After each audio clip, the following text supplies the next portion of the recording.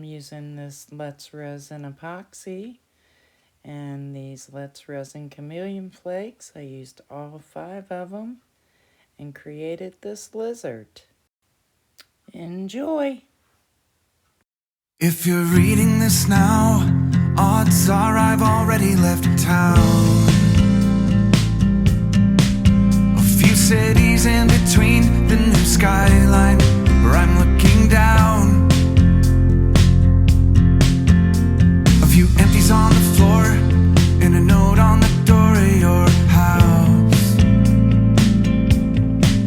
And this silence reminds me of what's left behind me for now. There's a broken down car parked outside the barn up the road, and a weather vane hanging all crooked from the rain and the snow. I'm a half-mile past where we ran out of gas years ago, so I'm taking my time and I'm gonna drive by it once more.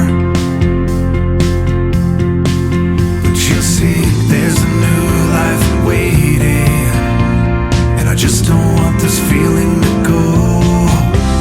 If you're reading this now, please remember the good times we had.